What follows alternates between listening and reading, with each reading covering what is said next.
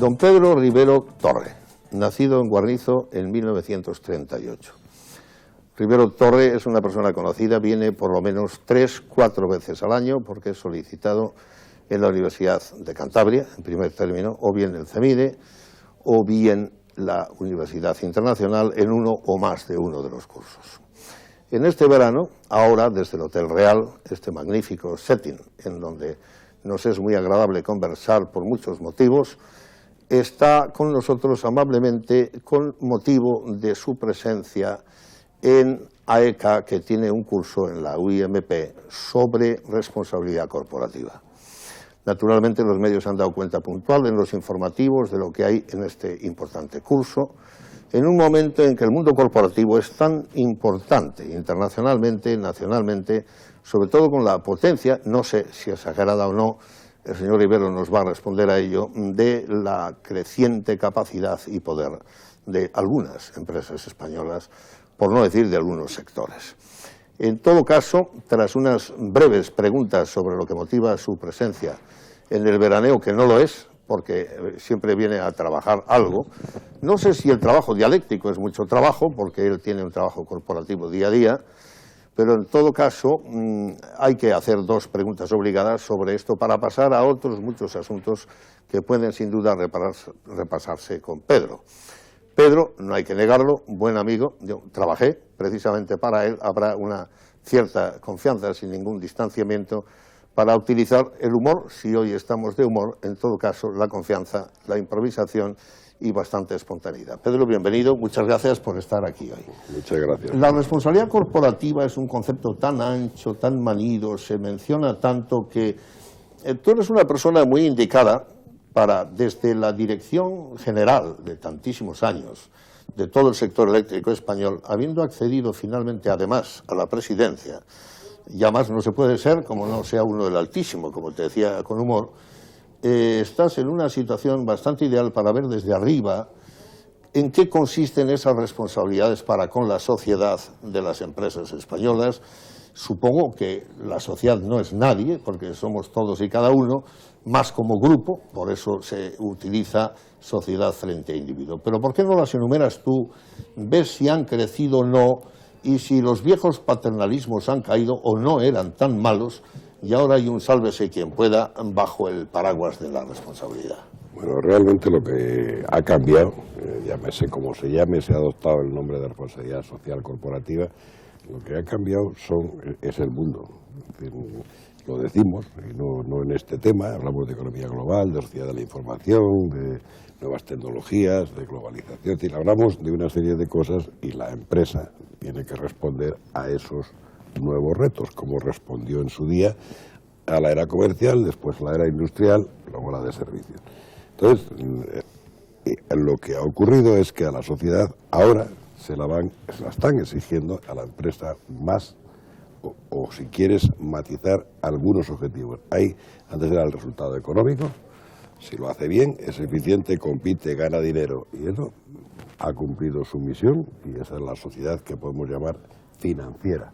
Tenía recursos, los tenía que gestionar y tenía que procurar recuperarlos con un añadido que es el beneficio, y si no, la sociedad desaparecía. Pero hecho eso, cumplía con su tarea.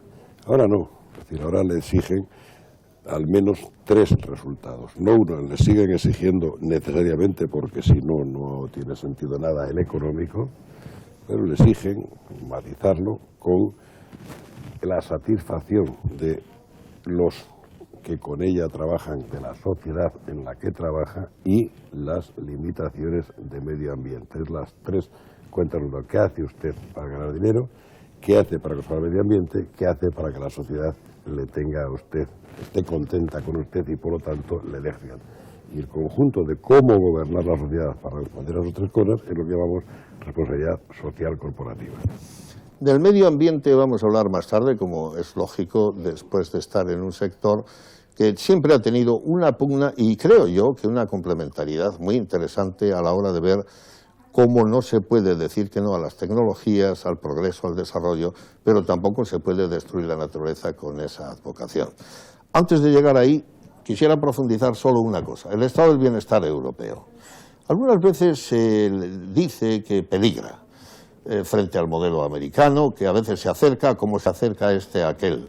Por eso esa oscilación es muy interesante que la consideres tú, que conoces ambas cosas, que has viajado y que estás en responsabilidades hoy globales. Eso por una parte. Por otra, este concepto del bienestar con los inmigrantes, que son una de las grandes modificaciones que hay en nuestra sociedad, y para los cuales hay una responsabilidad porque están contribuyendo y contribuyen a poner en riesgo algunas cosas, pero también de una manera muy decisiva, según todos acuerdan, a sostener la economía española y su pujanza. ¿Cómo ves tú esta responsabilidad social con relación al estado del bienestar? ¿Esto tiene que ser algo realmente que puede ser mantenido o hay que empezar a vigilarlo? Es decir, mire usted, la filosofía del beneficio, que pareces compartir con una opinión que escuché a don Emilio Botín, padre, hace mucho tiempo, dice, mire, si no hay filosofía del beneficio, no hay responsabilidad que ejercer de carácter social, porque no hay de dónde. Hombre, dicho por un gran banquero, de tipo, en el buen sentido de la palabra, de jugada individual decimonónica, aunque muy moderno, pues sonaba distinto a como puede sonar el nombre que ha estado en responsabilidades de alta dirección como tú.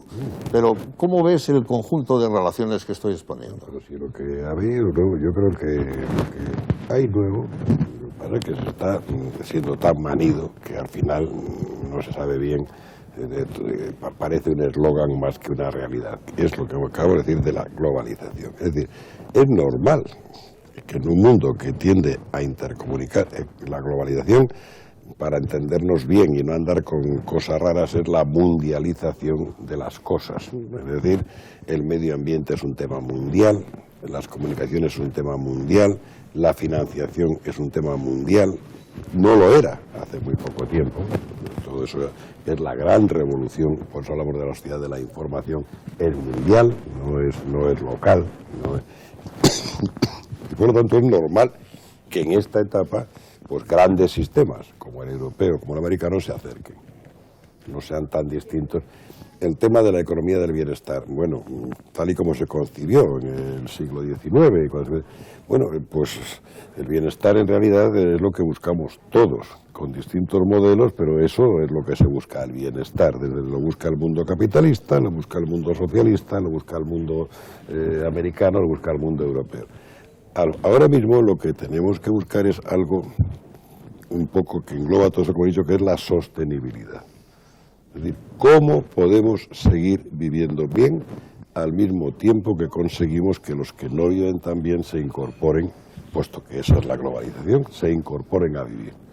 Ya se dijo en Johannesburgo, en la conferencia mundial sobre el cambio climático, los objetivos son efectivamente la sostenibilidad. Y eso pasa por no emitir CO2, eso pasa por no provocar un cambio climático que cambie las circunstancias o que haga inviable la vida en condiciones en algunas zonas, pero pasa también por erradicar la pobreza, que equivale a decir erradicar los malos repartos de riqueza en el mundo, pues porque la pobreza sí que no es sostenible. Entonces, a partir de ahí, la sostenibilidad obliga necesariamente a que los modelos sean parecidos y a que el modelo de bienestar social se adapte necesariamente a y si está globalizado, pues aparecen las llamadas deslocalizaciones, que no son más que atracción. Es normal, debe ser normal el proceso de las emigraciones, tiene que ser normal. Estamos provocando unos huecos de trabajo necesarios para continuar en la sostenibilidad, para continuar el desarrollo. Estamos equilibrando, haciendo que gente que vive mal en sus zonas emergentes pueda incorporarse más rápidamente, como hicimos en su día nosotros en América y después en Alemania o Suiza, en Europa, y eso lo que hay que hacer es hacerlo ordenadamente. Es decir, cuando nosotros salíamos a Europa era evidente que no se salía sin papeles, que no se salía a la aventura, que los gobiernos sabían a qué sitios se iba a ir, cuando hemos ido y seguimos yendo a la recolección de la uva en Francia. Todo el mundo lleva incluso seguridad social, todo el mundo lleva su carnet de seguro y su carnet de atención para casos de emergencia o para casos de sanitarios. Bueno, pues eso es lo que había que hacer, eso es lo que hay que hacer. Pedro, dices normal en la inmigración, y no niego que lo sea. Antes de ir a un retazo de vocación de infancia, porque esto siempre es un poco biográfico, 7 hermanos, eres el mayor, 3 hijas, Carmela Fernández de siempre de Santander en la retaguardia, que quizás es la vanguardia. Antes de ir a ese retazo de vocación de adolescencia, cuando haces la primaria en Guarnizo, vas a La Salle, yo quiero hacer una pregunta sobre esto de la normalidad. ¿Es normal que por proximidad física, sin duda, vengan de África? ¿Es normal que por el idioma vengan de América? ¿Es normal que por bonanza económica vengan del este de Europa? Diablos, pero es normal que un país con los recursos que tiene y la extensión que tiene tenga mayor o tanto influjo como los Estados Unidos de América con las vastas proporciones de aquel país. Eso ya es menos normal. Ahí es donde la pregunta que te hago es si vamos a poder digerir este éxito o vamos a tener una muerte por éxito. Vamos a digerir seguro. Bueno, seguro. No sé si tu naturaleza es optimista. No, seguro. No es posible que por tener nuevas fuerzas que permitan hacer cosas, aunque de momento haya algunas desorientaciones, se muera. Yo creo que se moría por donde íbamos, a base de tener menos un hijo cada familia, a base de alargar la vida de los mayores y por lo tanto hacer imposible lo que antes has llamado bienestar, porque ¿quién va a financiar semejante cosa? O sea, yo en eso soy francamente optimista. Creo que ya se equivocó Malthus una vez y no sé por qué nos tenemos que equivocar otra. Creo mucho en las tecnologías y creo mucho en el reparto necesario para la subsistencia, para la continuidad. Es decir, los países están muy cerca. Pues es cierto que hay unas barreras, es cierto que nosotros que hemos llegado a América Latina, más cerca está Estados Unidos y no se ha producido, aunque el movimiento hispano ya han tenido que aceptarlo. Ya es la minoría mayoritaria. Ya está entrando allí. O sea, no se pueden tener cerradas, no se puede tener un polo de atracción cerrado. Una osmosis migratoria. Exactamente, tenemos que decir que ya se está produciendo. Que estemos más lejos, bueno, es que nuestras primeras migraciones desde Colón y mucho más tarde fueron hasta allí. Sin duda. Las últimas horas de Europa. Sí, lo que pasa es que primeras. este influjo es como brutal. En cualquier caso, no es nuestro Es tema. desordenado, Sí. Jesús, es desordenado. Y por lo tanto, al ser desordenado, pues cualquier cosa es brutal. Porque claro, y esa es la dificultad de absorción, como no haya un orden en eso y está provocando pues algunos nacionalismos, y no solo en España, lo estamos viendo en Francia, lo estamos viendo en Alemania, lo estamos viendo en prácticamente todos los países, los que alcanzan un nivel de desarrollo, y dicen, oye, vamos a ver cómo ordenamos esto. Es normal, no se puede hacer desordenadamente, porque desordenadamente provoca choque. Yo voy a retener de tu respuesta 2 conceptos, el del reparto y el de tal vez un poco esto que has dicho también relacionado con la pujanza económica, etcétera. Pero no quiero pasar de alto que hay 2 grandes fragmentos que se pueden comentar contigo. Tu carrera académica. Hay una brillante carrera académica, tú eres el mayor de los hermanos, estudias en primaria, como decía antes. Sois 7, aquí la figura de tu padre merece una evocación, y de tu madre, por supuesto, pero no sé si has sido un chico muy listo o cómo habrá sido eso, porque no hay nada por lo que no pases en la universidad, desde esa primaria de Guarnizo hasta tener la titularidad de la cátedra de contabilidad, y además que contabilidad, de finanzas, etcétera, publicaciones como Cash Flow, si no recuerdo mal, una de las más notables. Otra que a mí me parece más esotérica, pero que vincula a tu padre, que es el Crédito Agrícola, y algunas otras que no recuerdo, siempre con grandes editoriales. ¿Es que eres muy trabajador o eres muy aplicado o nunca estás de vacaciones? Porque también sé que cazas, que es una cosa... en alguna ocasión traje un trozo de... no diré que de metralla, porque era legal, que fui a comprar para un instrumento tuyo de caza. No, suelen decir que a la fuerza ahorcan. Muy bien. Y por lo tanto, bueno, pues tú te pones... Había que estudiar. Había que estudiar, vamos. Yo siempre, mi padre, que era empleado administrativo, y luego... ¿De la Caja Rural? No. Ah, no, de la... De Fiesa. De Fiesa, ya. Del antiguo Carburon, ahí en Bo de Guarnizo.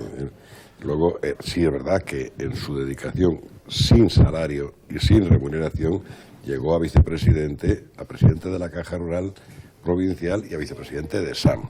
Pero en ninguno de los dos cobró nunca una peseta, por lo tanto, de su sueldo de administrativo tenía que venir como alimentar a los 7 más a mi madre. Es evidente que la empresa de mi casa era una empresa muy bien llevada y de mucho costo, donde el director gerente era mi madre y el socio capitalista que traía lo poco que llegaba el lenguaje sexista, directora, era mi padre. Claro, no es que era la digo gerenta con humor, la administradora, que la que hacía posible que con lo que allí llegaba los 7 primero comiéramos. Yo no tengo ninguna sensación de haber pasado hambre en mi vida. Y eso que naces en 38, que todavía... Y segundo, estudiando. No abundaban las cosas. Pero la primera decisión que toman mis padres era pasar de vivir en Guarnizo a vivir en Santander, con gran sacrificio por su parte, porque era pasar de vivir en casa de los abuelos sin estar juntos a tener que vivir aquí. ¿Para qué? Pues para que pudiéramos ir a La Salle y a las Mercedarias.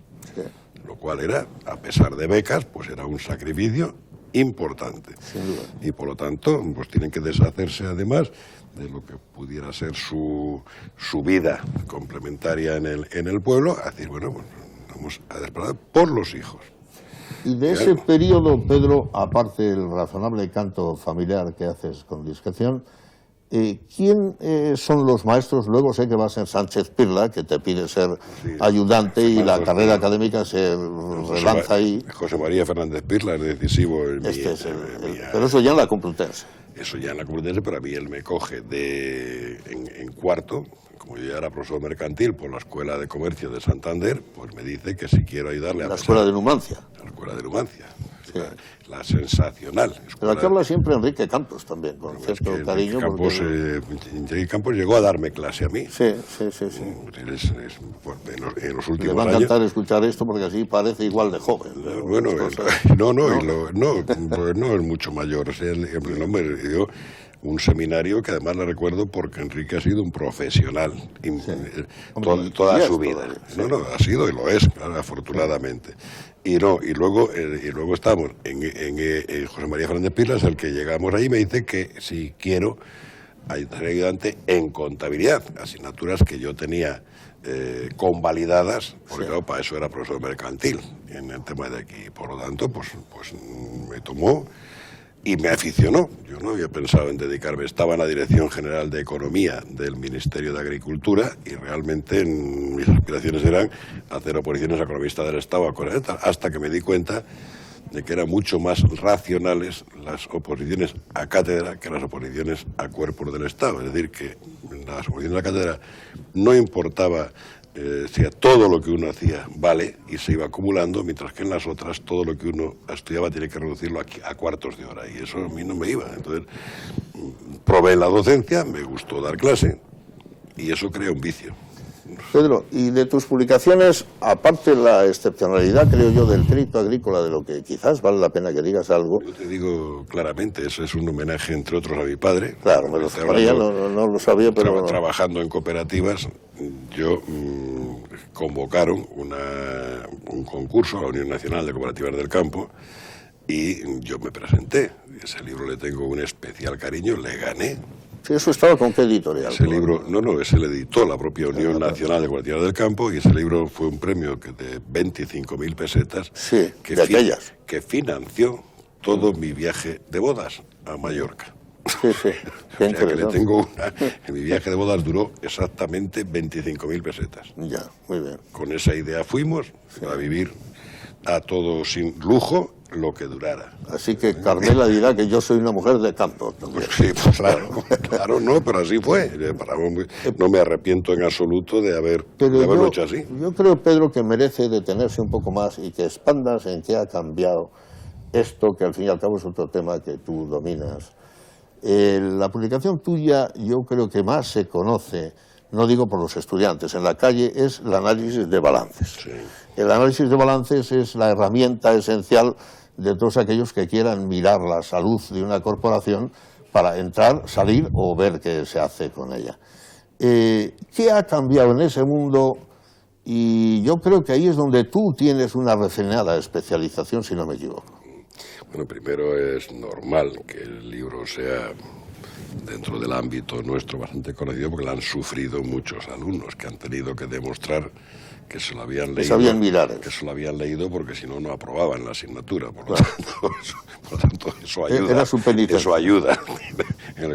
Pero luego es verdad que a mí, después de una etapa de enseñar a hacer contabilidad, lo que me gratificaba era analizar las situaciones empresariales en base a la información financiera.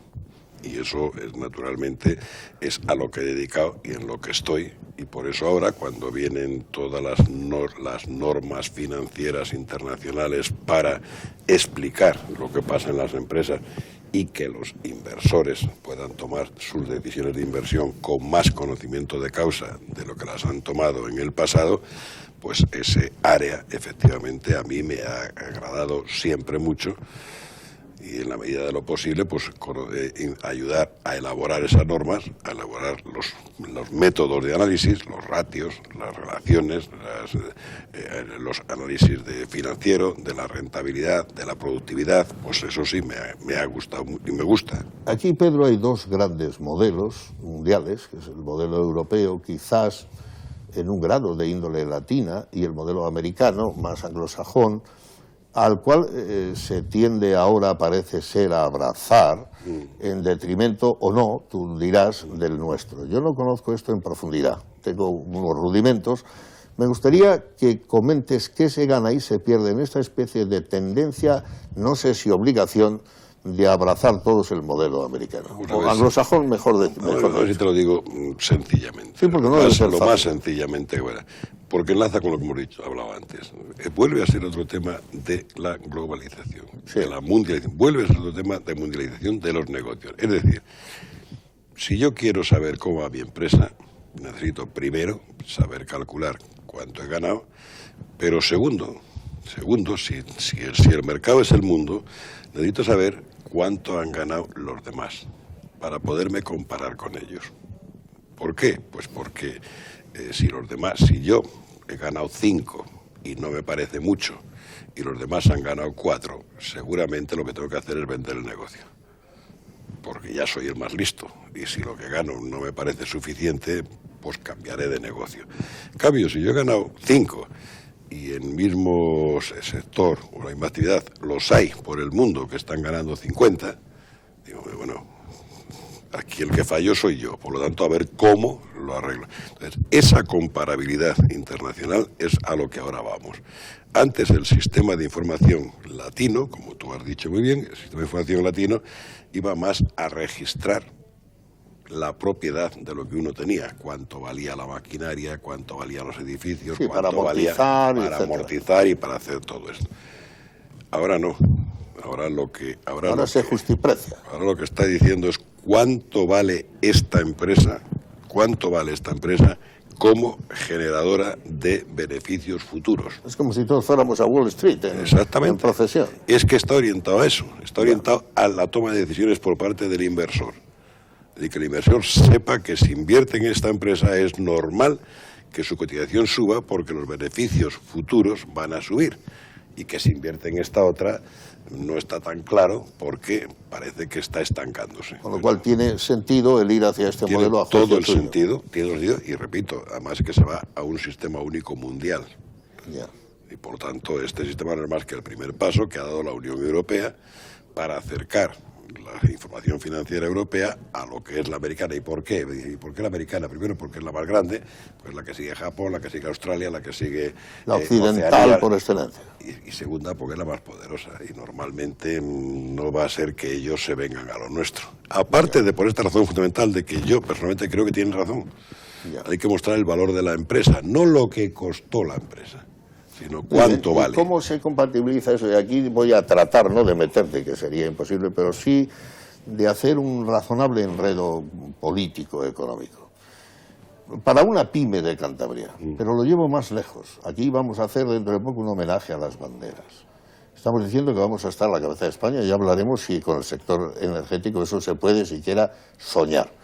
Lo que sí es, francamente, para una autonomía, todo lo infinita que se quiera, pero no tan grande, a la hora de esa contabilidad, de las pretensiones hegemónicas, de una unificada contabilidad ¿Qué posibilidades tiene un buen hombre que en Guarnizo, por citar tu pueblo o el mío de Beranga, pues tenga su tienda o tenga su tingladillo, si es que quedan? ¿Cómo va a subsistir? Porque tiene derecho también a hacer sus ventas y sus cosas. O sea, ahí no puedo llamar a Pedro Rivero para que le explique la contabilidad, porque además no va a entender. No, debería tener... Él entiende la suya, que no es poco. Debería tener todas las posibilidades del mundo. Es más, en un sitio no solo como Cantabria, sino como en España. Sí, Albacete. Bueno, en España en general, es que el 97-98% de las empresas españolas son pequeñas y medianas. Claro. Sí, el 98%. Sin duda. O sea, no es que estemos hablando... Y en América son también una gran porcentaje, no recuerdo de la cual, un gran porcentaje. La riqueza del tejido del país. Toda esa gente que vive... Sí. ¿Cómo se va a arreglar con pequeños, ¿cómo que se va a arreglar? Deberían de ser los más beneficiados, pues no hay que saber tanto para eso. Es decir, cualquiera de estos conoce muy bien su negocio. No, de eso no tengo duda. También que es capaz de pelear con los grandes y seguir viviendo. Y sostenerse. Y seguir viviendo. O sea, entonces, a partir de ahí, por ejemplo, ahora mismo en estas normas, por una decisión que no comparto, pues se ha pedido por distintos sectores empresariales y esto, y se va a conseguir pues que el llamado estado de cash flow, estado de tesorería, sea obligatorio para las grandes empresas y se exima de esa obligación a los pequeños. Bueno, yo no entenderé nunca esa postura, porque al final se les está engañando. Es decir, ¿qué es el estado de tesorería? El estado de tesorería es el estado que incluso las empresas que no llevan contabilidad le llevan. Pues es la cuenta a la vieja. Es cuánto he pagado y a quién, cuánto he cobrado y a quién. Bueno, pues porque se les engaña llamándole cash flow, hablando en inglés y diciéndoles que es una cosa, si es la cuenta a la vieja. Bueno, entonces, exentas las pequeñas, ¿no? Eso es tratar como anormales a unas personas que muy sensatas. ¿Cómo? Muy sensatas, que han demostrado capaces de vivir en un mundo competitivo con los grandes y encima obtener mejores resultados que los grandes.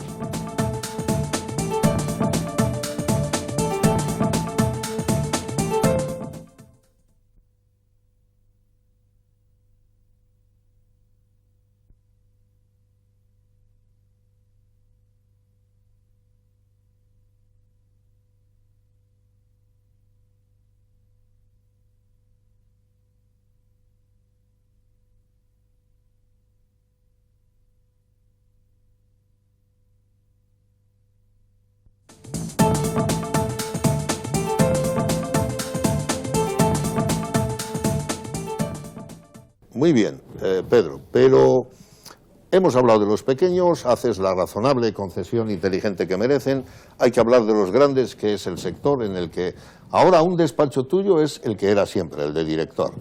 Uno parece que cruza un breve pasillo y tienes el protocolo de presidente, parece teatral y sin embargo es real. ¿Significa esto que las familias dueñas del sector, aquellas poderosas familias españolas, Ibarras, Orioles, etcétera, contra las que yo no solo no tengo nada, sino que veo el valor que tiene, la riqueza que supieron crear en momentos difíciles, para así los demás con el paternalismo que correspondiese? Pero mandan sus vástagos de otra manera y eso ha logrado que tú llegues a la cima porque no se fían unos de otros o porque tienen miedo a tener que vender o comprar. Comprendo que esto es político y fuerte, pero si no te hago esta pregunta no sería yo. No, ya los de Jesús que no tienen, no, oye, tal como lo veo, a lo mejor es una casualidad, pero lo que sí que ha pasado o está pasando, pues es que una época sustituye a otra, entonces los movimientos corporativos que está habiendo ahora en las empresas eléctricas no se producían desde hace mucho tiempo. Antes o lo decidía, como tú has dicho muy bien, una familia financiera o empresarial industrial, como las que había, o lo decidía el Estado, propietario de el resto de lo que era el sector. Más o menos de acuerdo con ellos. Más o menos. El sistema era el sistema. El sistema era de acuerdo. Era endogámico. Era endogámico. No voluntariamente a veces, porque eso también era por el aislamiento externo. Una endogamia que dio lugar a que en España hayamos tenido, ahora que es cuando menos tenemos 5 grandes empresas, grupos empresariales, antes 15 o 20, cuando en toda Europa lo que se hizo la endogamia fue total, es decir, se creó la empresa pública en Francia, en Inglaterra, en Alemania una por cada lender, en Suiza una por cada cantón, es decir, prácticamente se nacionalizó en el sentido de se asumió la propiedad el Estado, mientras que en España, sobre todo en Francia, que es terrible. en Francia una, en Inglaterra una, Ya. en Italia una, Sí. es decir, que en Portugal una.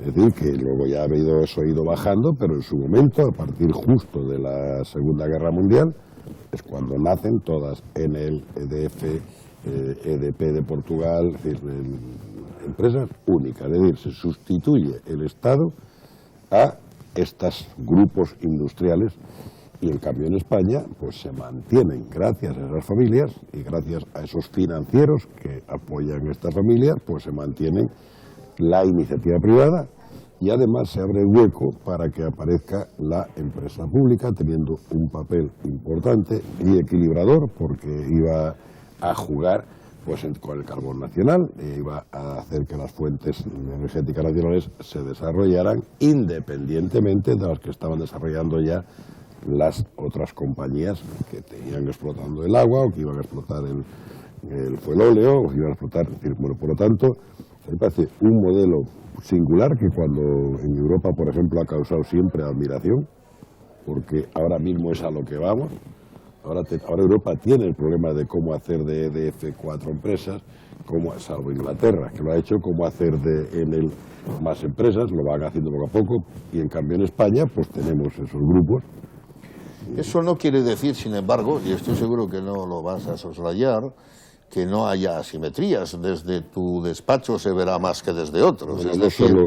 tenemos unas autonomías, 16, y esta cosa de familias diversas que decíamos, ahora son familias políticas diversas que están bajo la Constitución en los desarrollos estatutarios. ¿Qué es mejor? ¿Tratar con esos distintos presidentes que te venían a ver y a los que servían rotativamente? ¿O tratar con situaciones sociopolíticas de diferente rango en 16 lugares de España?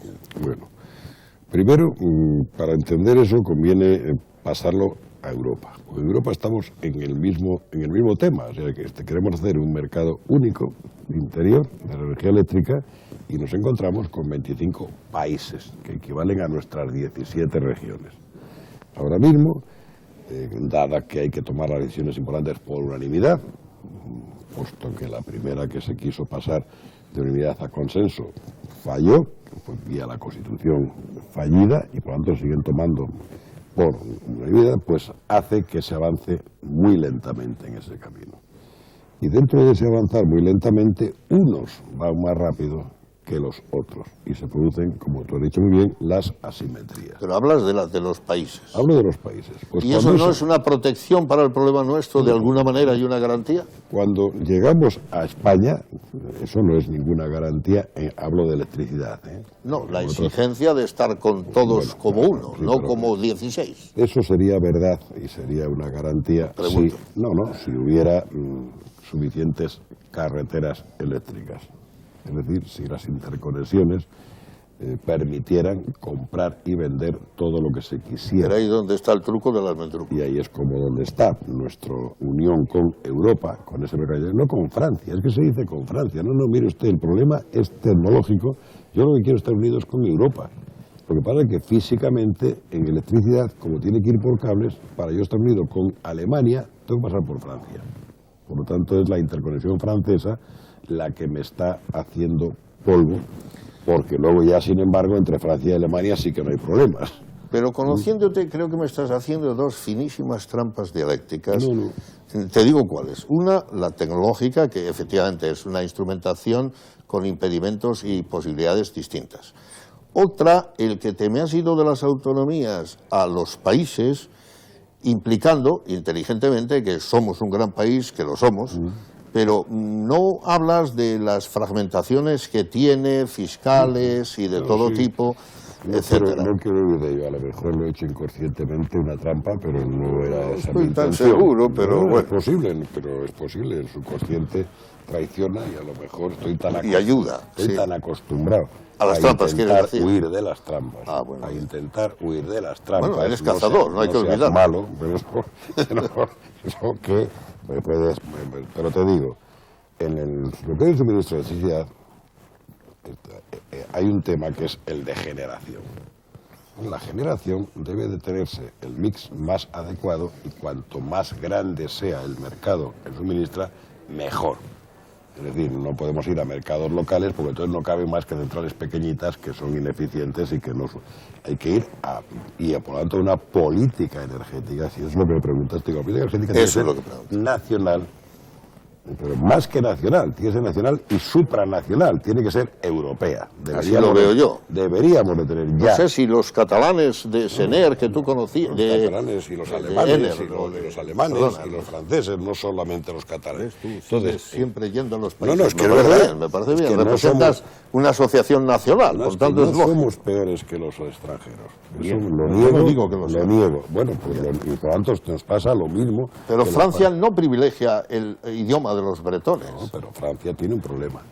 Y yo voy al Citibank y me preguntan si quiero sacar el dinero catalán. Francia tiene un problema, no tiene una ventaja. Pero otro problema. No, ese problema. Tiene un problema, no hablo de lengua, hablo de electricidad. Sí. La electricidad, Francia está viendo cómo consigue que haya competencia entre cuando es uno solo, que eso es bastante difícil de conseguir. Sí. En cambio, nosotros sí que es verdad que tenemos la ventaja de que las autonomías en lo que es calidad, atención al cliente final, distribución, etcétera, es una ventaja del sistema autonómico, porque está mucho más cerca, porque es una descentralización y mucho más cerca del usuario final, que es el cliente, y no es lo mismo un cliente en Cataluña que en las Urdes o que en el otro lado, no es lo mismo. Más cerca del consumidor. Más cerca del consumidor. Y por lo tanto, debería, no escurro el bulto, está claro. Debería haber una política energética nacional que sirviera al conjunto y por lo tanto, y luego una política de distribución, digamos, de redes y de cómo se realiza la política en general, que estuviera muy pegada a las autonomías. De hecho, ahora mismo, cuando desaparezcan las tarifas, el mercado va a ser nacional por definición. Sin embargo, Pedro, ahora el conflicto te le quiere buscar por otro lado si es posible. Tú eres cántabro, ejerces como tal, consta a todo el mundo. Todo lo que puedo. ¿Cómo diablos puede Cantabria estar a la cabeza de España si no genera nada, o prácticamente nada, y además tiene un problema que otros no tienen, que es ni tiene redes? Entonces, o alguien exagera, lo diga a la cabeza de España, o vamos a tener que tener un milagro infinito. Bueno, ese no es el discurso que yo he oído aquí. Yo aquí he oído y me ha gustado por primera vez. Es que vienes 3 veces. Por primera vez después de las elecciones últidas, ya en el último periodo antes de las elecciones. Menos mal que no vienes en los periodos electorales. No. He oído reconocer la situación real. Hombre, es que estamos no al punto del apagón, pero hemos estado un poco asustados. Queremos estar entre las primeras regiones de España y de Europa. Podemos estar en primeras, ahí está, pero para eso tenemos que hacer los deberes que están, si no ya seríamos los primeros. Pero es que se estropea el paisaje. Se estropea el paisaje, se estropea el paisaje y se mejora la calidad de vida. Ya. Ahí hay una opción. Hay una opción. La opción, por ejemplo, de renovables, que aquí no se ha hecho. Cualquier región tiene que procurar un sistema equilibrado, generación, transporte, distribución. Como tú sabes muy bien, que has trabajado también en este sector muchos años. Entonces, una región será más competitiva en la medida en que disponga de un mix adecuado de generación, de una buena conexión de transporte y de una red de distribución adecuada. Cantabria eso no lo tiene. Y lo que digo, la única ventaja es que parece que lo reconoce. Yo durante muchos años que he venido no he oído reconocer eso. Hombre, la demanda tampoco era tan acuciante. Ahora, cuando vienen los polígonos industriales, por ejemplo, ¿con qué se les va a suministrar? Sí, claro. ¿Qué se le va a suministrar? Pues son interdependientes. Pero vamos al mix, a la mezcla conveniente. Francamente, a las nucleares, que antes no recuerdo las cifras, pero creo que llegaron al 30 y algo, casi el 40, 30 y algo. Ahora están con un 10% menos y además con la amenaza relativa de cerrarse algunas en las que te consta a ti, y desde luego a mí también, la inmensa inversión que se ha hecho, no solo renovando algo que podía no ir bien, sino todos los sistemas para poder prolongar, como estaba previsto, su vida útil. Bueno, el gobierno dice que wishy-washy, ya veremos, y que hay que tender a cerrarlas. Luego, con la boca pequeña, quisieran no cerrarlas porque se agrieta el problema. Queda un 1%, todo eso que se canta bucólicamente de biomasas y de... Las hidráulicas daban algo equivalente a las nucleares o no mucho más. Yo no tengo refrescadas las cifras. Pero eso es más o menos el paradigma. Eso es como estaba ahí. Entonces, tú dices, mix conveniente. Pues mire, conveniente es o hace alguna nuclear o compra más, porque al parecer solo exportamos a Portugal. Si me permites el humor de Saramago, que dice que Portugal debía ser una autonomía española, lo cual, bueno, no parece que te haga sonreír mucho, puede que hasta te guste pensando en el siglo de oro, pero... Yo no sé si Saramago ha dicho eso. Lo ha dicho así, más o menos. Ha dicho que los dos debían ser uno. Pero es un fabulador literario. Pero no descartaría que España fuera parte de Portugal. No, es la tendencia de la españolización de Brasil, tuvimos corona común. Pero ¿por qué no al revés? ¿Por qué no España parte de Portugal? Hombre, eso ya en nuestros sueños de grandeza parece un poco de retroceso. A mí me parece. No, tú lo pones en términos de igualdad porque estás hoy muy... No, a mí no, porque a mí me parece que sería bueno que estuviéramos unidos. En cualquier caso, a Portugal... Lo que haya que ceder para eso, bienvenido sea. Yo también creo en eso. Claro. Pero, sinceramente, parece que a Portugal sí exportamos. Pero, a pesar de la pujanza española, ¿exportamos algo más? No, vamos a ver. Primero los mix. Son muchas cosas las que has planteado ahí. Dos fundamentales. El mix se consigue de dos formas. O instalando centrales, una de cada clase, o teniendo una buena interconexión que te permite aprovechar la que producen otros junto con la que produces tú. Sí. Ahora mismo la tecnología que se está construyendo es ciclos combinados de gas, es decir, gas, electricidad a base de gas. Sí. Bueno, pues aquí en Cantabria se está hablando y parece que puede haber posibilidad de que haya algún ciclo combinado de gas. Es que no había ninguno, porque tampoco la hay de carbón, pero es que tampoco la hay nuclear, pero es que tampoco la hay, salvo Nansa, unos saltos hidráulicos de verdad. Es decir, es que necesitará generación.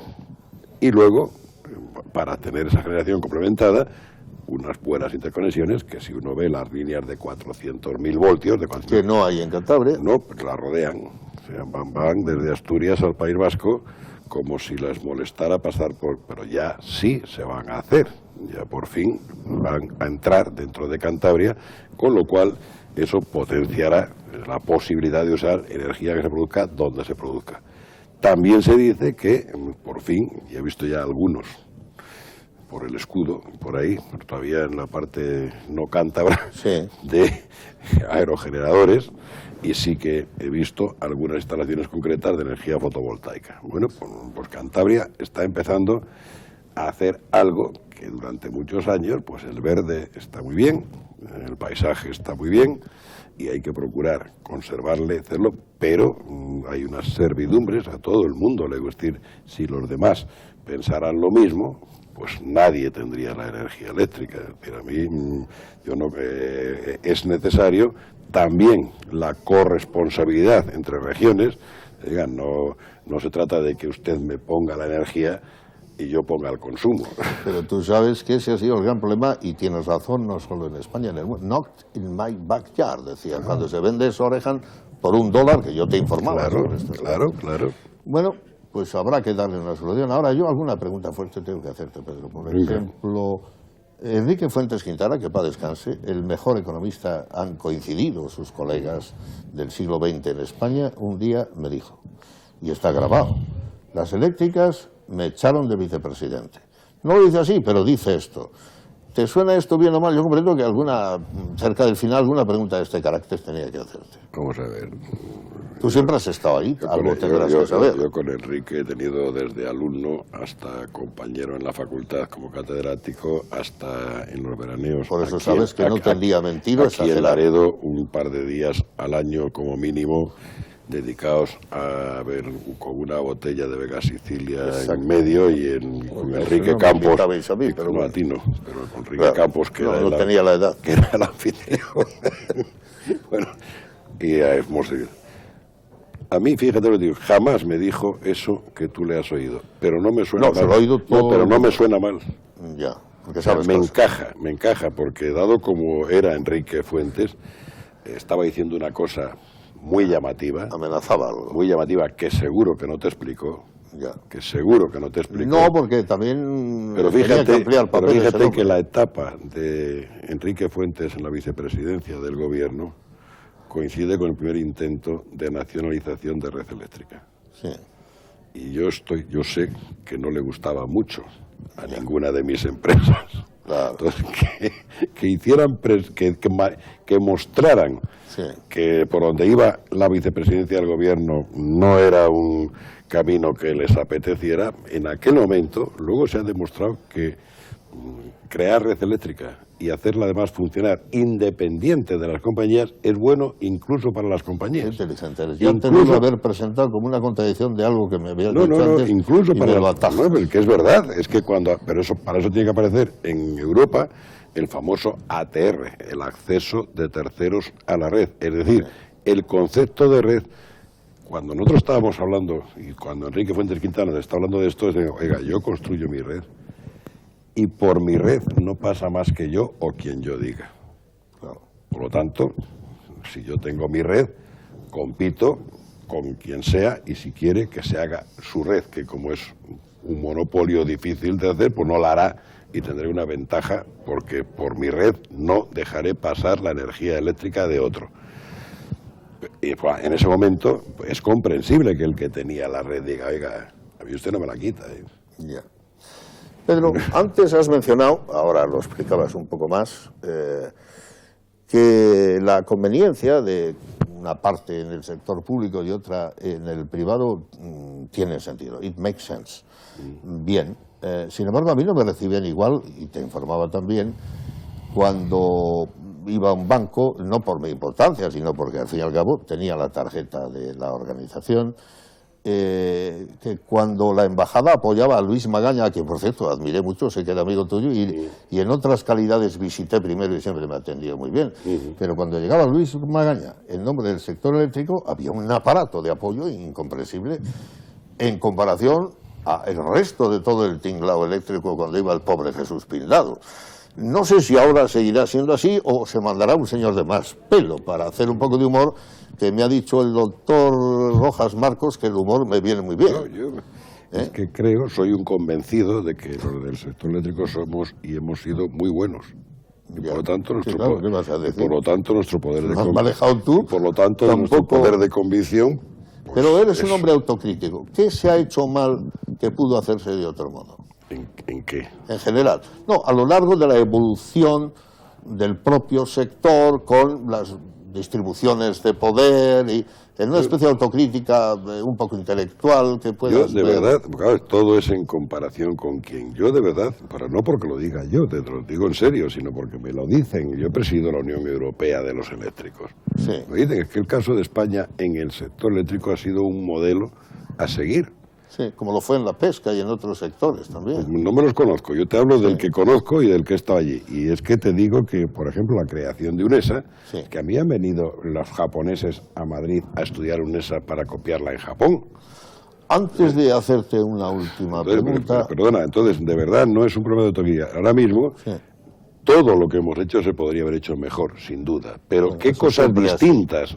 Pues no, porque están los demás diciendo que así es como había que hacer las cosas. En cualquier caso, al mencionar la experiencia rotativa de presidentes que has tenido, de tan distintos estilos corporativos, personales, de proximidades contigo, aunque sé que de una manera, creo saber que cuando te pedían el tú preferías el usted por respeto y esa sana distancia española que regula las competencias. Ahora tú te tratarás a ti mismo de tú, me imagino, en la doble condición de director y presidente. En cualquier caso, no te voy a preguntar quién era el más simpático, lo cual podría hacerse. En la indiscreción estaría en la respuesta. Pero sí, era igual tratar con Sevillana que con los catalanes y lo es igual ahora. Porque, hombre, algo tendrás que decirme de esto. Pues no era igual, evidentemente. Claro. Si en España fuera igual tratar con un catalán que tratar con un sevillano, no harían falta las autonomías. Tú lo entiendes, con relación es que nuestro sector es muy importante, es que eran personalidades justo muy vinculadas a su región. A los territorios. Yo de todos los que he conocido, y afortunadamente el que más me ha impresionado ha sido José María Oriol. Me gusta que hayas dado un nombre propio Bueno, al final, porque hay que hacerlo, ¿no? Digo, porque de todo, el que más me ha impresionado. Pero es que más, por varias razones, entre otras porque me confiesan algunos de los que otros presidentes que también a ellos. O sea que era una personalidad excepcional en unos momentos excepcionales. Claro, es que estamos hablando justo del momento en el que se decide en Europa nacionalizar la industria eléctrica y en España no nacionalizarla, y es la famosa discusión con Suances y con el INI sobre si se hace de todas las eléctricas una sola pública o si se mantienen y se dejan hacer a Endesa.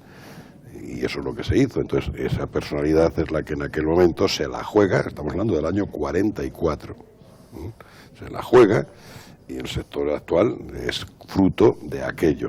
Naturalmente que a partir de ahí pues hay personalidades. Yo llegué de la mano de Juan Alegre, que fue una personalidad en Cataluña, que lo es, que afortunadamente vive, afortunadamente, y luego he conocido muchos presidentes, de verdad, que la clase dirigente que ha tenido, la clase empresarial, perdón, la clase dirigente en el sector eléctrico ha sido siempre muy fácil de tenerla buena, porque a diferencia, por ejemplo, de la banca, en el que el coste de personal, está entre el 70, el 60 o 80% del negocio, pues en el sector eléctrico siempre está entre el 10-15%, por lo tanto se podía perfectamente pagar mejor a los mejores que se encontraran en el mercado, y por lo tanto eso ha hecho una selección más fácil. Y bueno, hay que recordar que cuando ha hecho falta, pues se han tomado a los ingenieros y les han mandado a elaborar los estudios a Estados Unidos antes de hacer el plan nuclear, por ejemplo. Bueno, es decir, los empresarios que han estado han sido básicamente empresarios creyentes en la industria. Pedro, y con la confianza de los banqueros. Al término casi de esta grata conversación de amigos, me gustaría acabar con algo un poco agradable de carácter de tu hobby principal, que es la caza. La caza parece que mantiene en forma. Tú naciste el año 38 y tienes un estupendo aspecto, a pesar de la doble condición de catedrático y alto ejecutivo y presidente del sector eléctrico español. Francamente, la destreza de cazar animales hace que un hombre se desarrolle un poco de zorrería y de habilidades especiales. Pues no lo sé. ¿Pero qué sospechas? O sea, a mí me ha gustado siempre el deporte. Yo cuando estaba, antes de ir a Madrid, yo aquí he llegado a jugar durante 3 o 4 años con ficha federativa, jugaba al fútbol, al baloncesto y al balonmano. Por lo tanto, entre sábado y domingo había 3 partidos y luego entre la semana había que entrenarse. O sea, naturalmente, cuando uno va a Madrid y cuando van pasando los años, eso va bajando, y entonces el otro tema que tenía, que me entusiasma, es la pesca. Entonces, yo ignoraba lo de la pesca. La pesca ha sido uno de los vicios desde Renedo por el río, que para eso yo soy un ribereño del Pas. Claro, claro. Y hasta el mar. Que además está la familia, entonces hay que escoger, no se puede ir todos los fines de semana, un día al monte, otro día al mar, otro día al río, otro día a jugar y a casa nunca.